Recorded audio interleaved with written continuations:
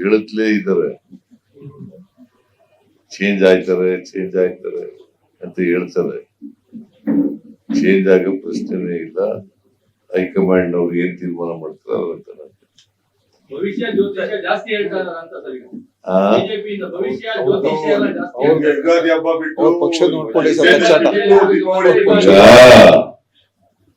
ಮೊದಲು ಅವ್ರ ಪಕ್ಷ ಏನಾಗಿದೆ ಅಂತ ನೋಡ್ಕೊಳ್ಳಿ, ಆಮೇಲೆ ನಮ್ದು ಬಗ್ಗೆ ಮಾತಾಡ. ಈಗ there is a vertical division in BJP.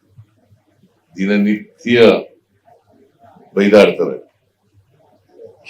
ಕೆಟ್ಟ ಪದಗಳನ್ನು ಬಳಸಿ ಬೈದಾಡ್ತಾರೆ.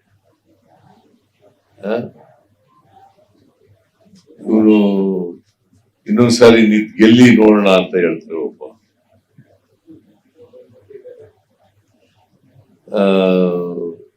ವಿಜೇಂದ್ರ ಗೆದ್ದದ್ದು ಹೊಂದಾಣಿಕೆ ಮಾಡ್ಕೊಂಡು ಗೆದ್ರು ಅಂತ ಹೇಳ್ತಾರೆ. ಯಾರು ಹೇಳೋದು ಇದು? ಸುಧಾಕರ. ಸೊ ಇವ್ರು ಬದಲಾವಣೆ ಆಗ್ಲೇಬೇಕು ವಿಜೇಂದ್ರ ಅಂತ ಹೇಳ್ತಾರೆ. ಓಪನ್ ಆಗಿ ಎಷ್ಟು ಮಟ್ಟಿಗೆ ಅಲ್ಲಿ ಬಿಜೆಪಿ ಪಕ್ಷ ಅಳಸ್ಕೊಂಡಿದೆ ಅಂತಂದ್ರೆ ಅದು ನೋಡ್ತಾ ನಮ್ ಬಗ್ಗೆ ಮಾತಾಡ್ತಾರೆ.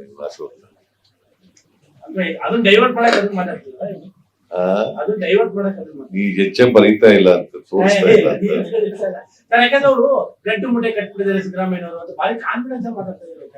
ಅಂತ ಈಗ ಬಹಳ ಸಾರಿ ಹೇಳಿದ್ದಾರೆ. ಏನೂ ಆಗಿಲ್ಲ. ಈ ತರ ಬಹಳ ಸಾರಿ ಗಂಟು ಮುಟ್ಟೆ ಕಟ್ಕೊಂಡ್ಬಿಟ್ಟಿದ್ದಾರೆ ಅಂತ.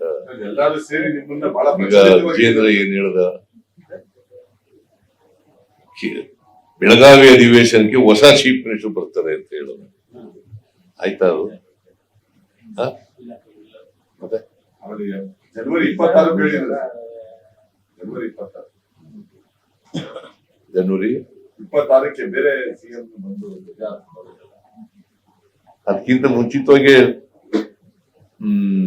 ಇದು ಬೆಳಗಾವಿ ಸೆಷನ್ ನಡೀತಲ್ಲ, ಬೆಳಗಾವಿ ಸೆಷನ್ ಅಷ್ಟೊತ್ತಿಗೆ ಹೊಸ ಚೀಫ್ ಮಿನಿಸ್ಟರ್ ಬರ್ತಾರೆ ಅಂತ ವಿಜೇಂದ್ರ ಹೇಳಿದ್ದಾರೆ.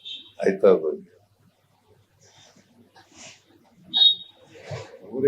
ಏನೋ ರಾಜಕೀಯವಾಗಿ ಏನು ಹೇಳ್ತಾರೆ. ಈಗ ಇಷ್ಟೆಲ್ಲ ಅಪಪ್ರಚಾರ ಮಾಡಿದ್ರು, ನಮ್ಮ ಮೇಲೆ ಭ್ರಷ್ಟಾಚಾರದ ಸುಳ್ಳುಗಳನ್ನೆಲ್ಲ ಹೇಳಿದ್ರು. ಏನಾಯ್ತು? ಎಲೆಕ್ಷನ್ ಏನಾಯ್ತಪ್ಪ? ಅದು ಎಲ್ಲಿ ಗೆದ್ದಿರೋದು? ಚನ್ನಪಟ್ಟಣದಲ್ಲಿ, ಆಮೇಲೆ ಶಿಗ್ಗಾವಿನಲ್ಲಿ, ಸಂಡೂರು ನಾವೇ ಗೆದ್ದಿದ್ದು ಬಿಡು. ಇವರು ಮಾಜಿ ಮುಖ್ಯಮಂತ್ರಿಗಳ ಮನೆ ಮಕ್ಕಳು ಮಗ ಉತ್ತರಾಧಿಕಾರಿಯಾಗವರು, JDS ನ ಅಧ್ಯಕ್ಷರಾಗವರು, ಮಾಜಿ ಮುಖ್ಯಮಂತ್ರಿ ಬಸವರಾಜ ಬೊಮ್ಮಾಯಿ ಅವ್ರ ಕಾನ್ಸ್ಟಿಟ್ಯೂನ್ಸಿ ಅಲ್ಲಿ ಗೆದ್ದಿದೀವಲ್ಲ.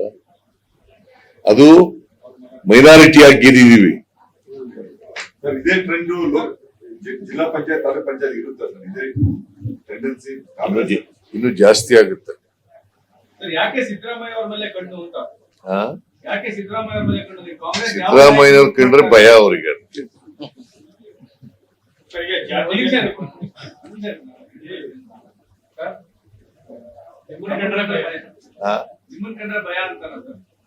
ಮತ್ತೆ ಸುಮ್ನೆ ಯಾಕೆ ಮಾತಾಡ್ತಾರೆ? ಯಾವ ನಾಯಕರ ಬಗ್ಗೆ ಟೀಕೆ ಮಾಡೋದು ಕಾಂಗ್ರೆಸ್ ಅಲ್ಲಿ? ಕಾಂಗ್ರೆಸ್ ಬಗ್ಗೆ ಟೀಕೆ ಮಾಡ್ತಾರೆ, ಬಟ್ ನನ್ ಕಂಡ್ರೆ ಭಯ ಅವ್ರಿಗೆ. Thank you.